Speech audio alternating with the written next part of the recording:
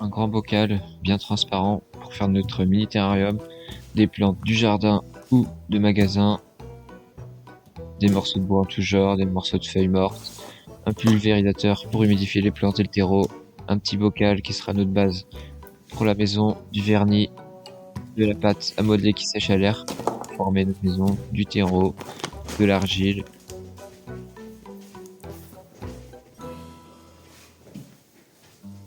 Donc pour la maison, à l'intérieur du terrarium, je voulais absolument qu'elle soit éclairée. Donc j'ai trouvé ces petites lampes à piles et à LED vraiment pas chères dans un magasin. Et le problème que j'avais, c'est qu'elle rentrait pas dans mon petit bocal qui est la base de la maison. Donc il a fallu que je la démonte et que je rétrécisse le bandeau LED pour qu'il puisse rentrer dans le bocal.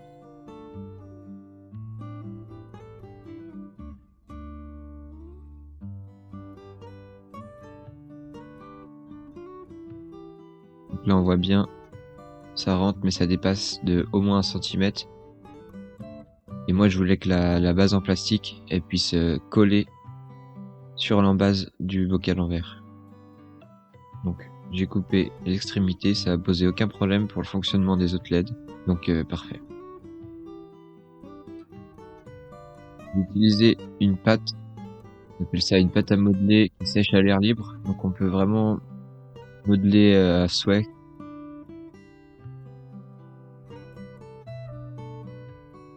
En la malaxant un peu, en l'aplatissant, je fais les murs de la maison autour du bocal en verre. Puis après je viendrai sculpter et tailler en fonction de ce que j'ai envie de faire. On l'applique bien tout autour, on appuie bien. Et après on pourra venir lisser avec un peu d'eau et au doigt tout simplement.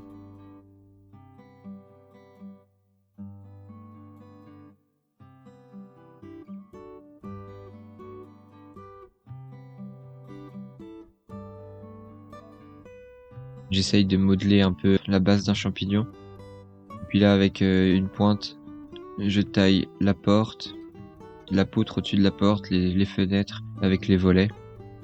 Et je viens après strier pour imiter l'écorce du bois.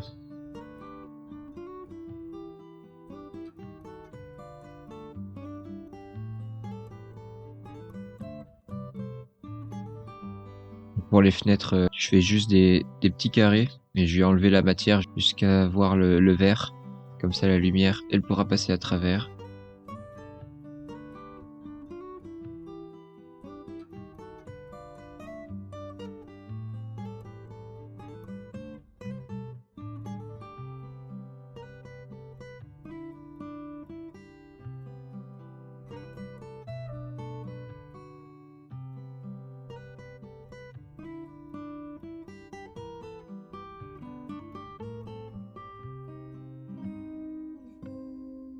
C'est important de bien marquer l'entourage pour créer un peu de profondeur et du relief sur les pièces.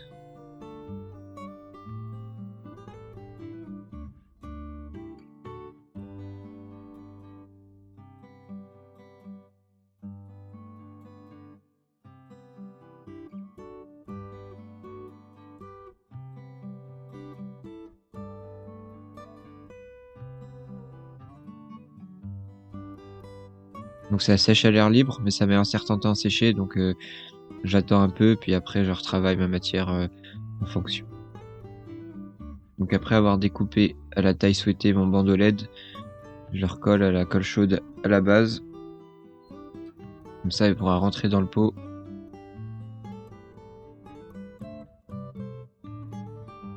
Je protège aussi tous les éléments électroniques en remettant une couche de colle par-dessus, parce que le terrarium sera quand même humide.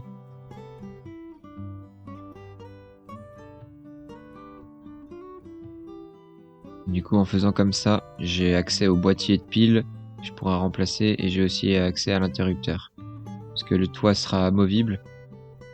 Et comme ça, je pourrai juste soulever le toit, allumer ou éteindre la lampe, ou remplacer les piles. Et aussi, ce qui est intéressant, c'est qu'il y a un timer. Elle est éteinte 18h et allumée 6h. Donc si on l'allume, par exemple, à 18h le soir, elle sera allumée toute la soirée, et s'éteindra automatiquement. Une fois qu'il est en on, le timer il reste enclenché.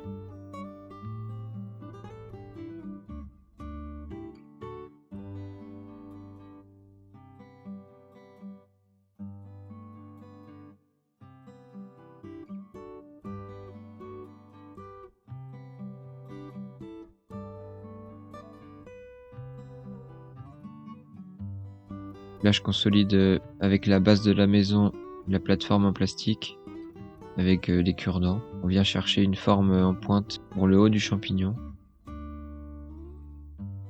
et on découpe l'excédent.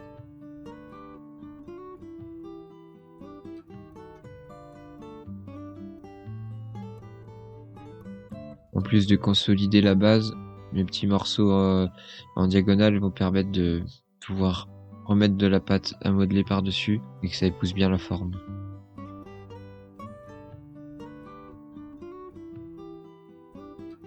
On reprend à nouveau un morceau de pâte.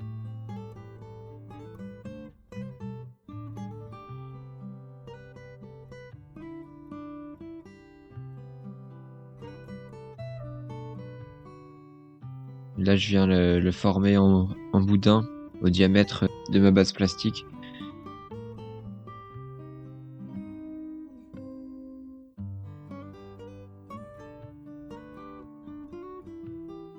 Ça se travaille vraiment super bien comme matériau.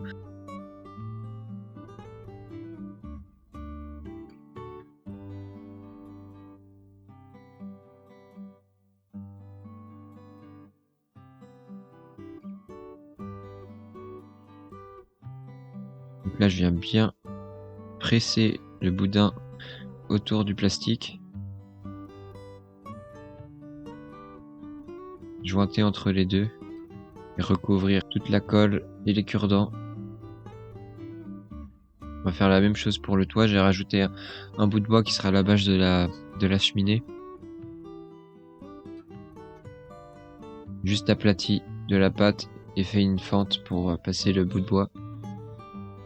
Et après, on fait pareil que pour la base, on vient retravailler et lisser en fonction de la forme. Quand on rajoute de l'eau, ça redevient, c'est un peu comme de l'argile. En rajoutant de l'eau, on revient humidifier la pâte et on peut de nouveau la travailler comme on veut. Là, je fais un deuxième boudin qui sera autour de la base, autour du toit, pour former vraiment la base du champignon, la base de la tête du champignon.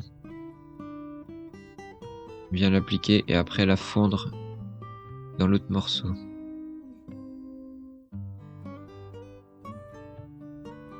Là, j'utilise des outils de sculpture, c'est un peu plus facile.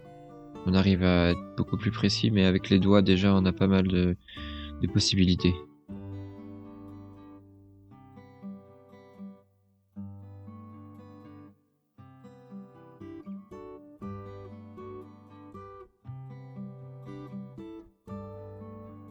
On lisse bien.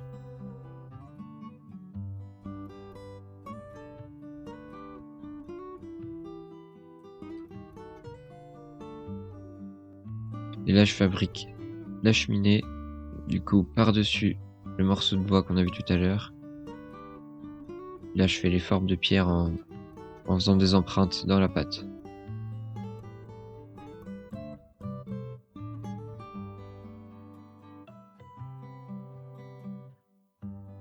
Après avoir laissé sécher tout ça au peindre, donc je marque bien les entourages, les creux en noir pour faire ressortir un peu les formes.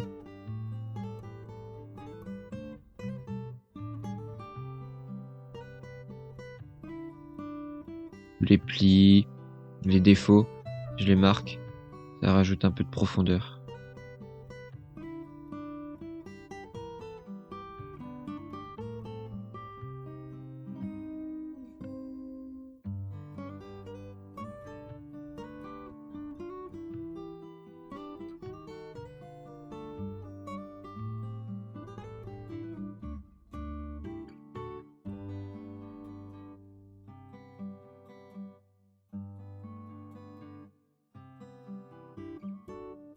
De la peinture acrylique tout simplement, mais par la suite on viendra la vernir pour supporter l'humidité.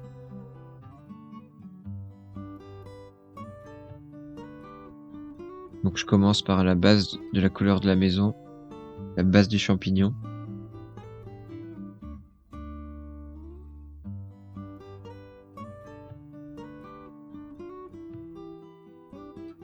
Les intérieurs de fenêtres.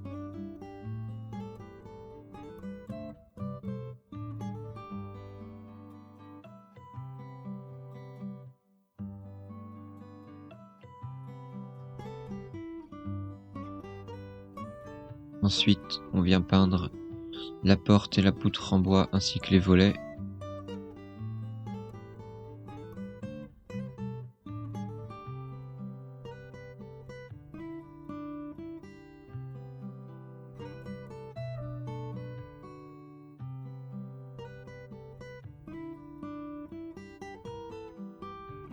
Ce qu'il y a de bien avec ce genre de projet, c'est que on peut mettre un peu n'importe quoi dans nos terrariums, juste avoir un peu d'imagination et créer le monde qu'on veut. Là, je trace les emplacements pour séparer le blanc du rouge du bol du champignon, comme dans le dessin animé. Je passe une couche de blanc partout pour bien faire ressortir le rouge après. Ensuite, je dessine les pierres de la cheminée.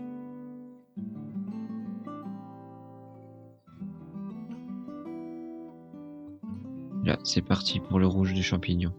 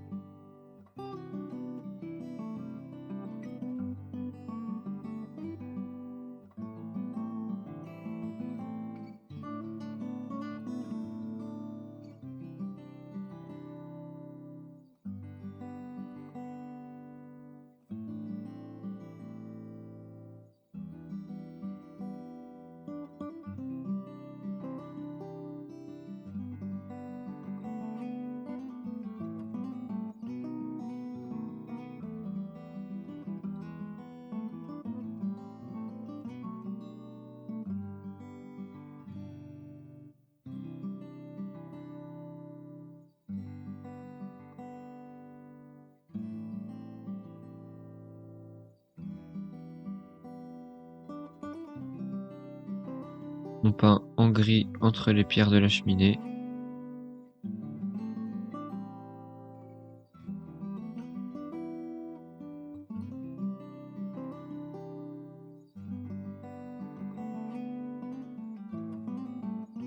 Une fois bien sèche, on peut tout vernir, comme ça sera protégé de l'humidité, parce que le terrarium il sera vraiment quand même humide. Donc le but c'est que ça altère pas la peinture et que ça tienne le plus longtemps possible.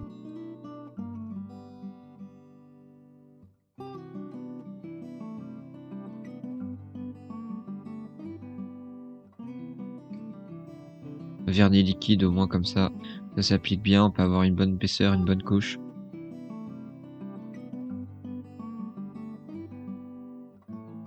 Ensuite, on prend le bocal. Ça c'est un morceau que j'ai trouvé dans un palmier, comme un arbre miniature. On rajoute de la colle chaude et on le colle au fond du terrarium. Ça va faire un bel effet de profondeur. L'argile, donc ça c'est ce qu'on trouve souvent dans les fonds de plantes, etc. C'est pour bien drainer le sol, pour pas que l'humidité s'accumule trop dans le terreau. Donc on met une bonne couche, 2 à 3 cm, mais après là j'ai un bocal assez grand. Ça dépend du bocal que vous allez choisir. Il faut quelque chose pour séparer le terreau de l'argile pour que ce soit drainant et pas que le terreau il s'enfonce. Donc au lieu d'acheter un truc spécifique, j'ai trouvé un set de table.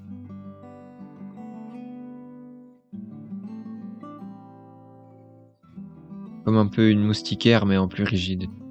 Comme ça le terreau sera bien maintenu, mais l'eau pourra quand même passer vers l'argile. On prend le diamètre du bocal, on pose dessus. et on obtient notre cercle.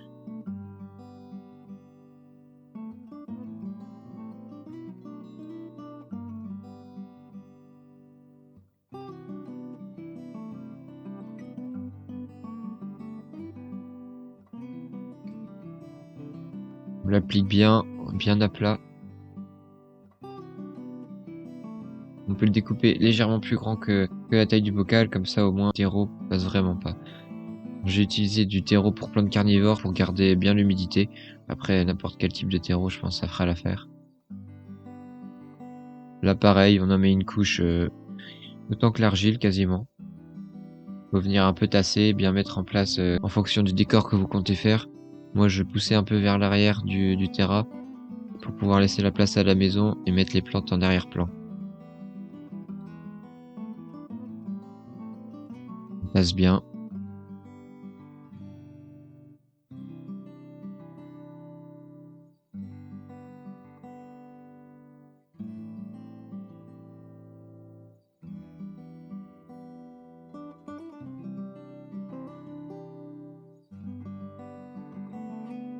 Ensuite, on humidifie un peu. J'ai mis un coup de spray pour bien humidifier le terrarium et le terreau. Et on commence à mettre les premières plantes. Donc je vous mettrai tous les noms des plantes que j'ai utilisées.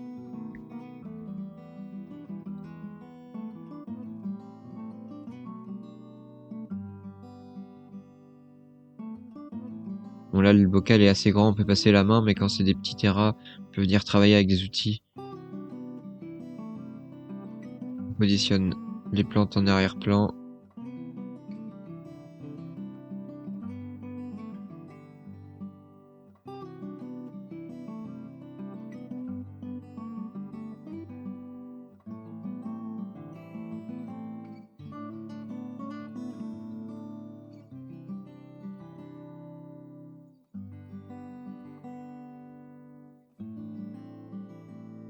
Vous n'êtes pas obligé d'acheter des plantes, hein. En se renseignant un peu, vous pouvez vraiment sélectionner les plantes dans vos jardins.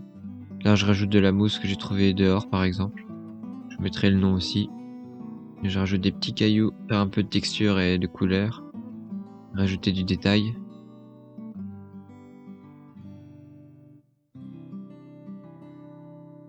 Et on peut positionner la base de la maison. Je l'allume avant. Elle est programmée pour 6 heures, il est 18 heures, donc toute la soirée, parfait. Demain à la même heure, elle se remettra en route. J'avais déjà bien tassé à l'emplacement de la maison préalable.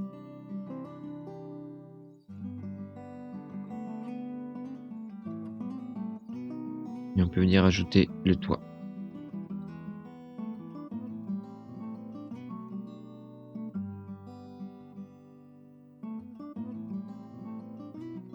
C'est parti, du coup, pour le résultat.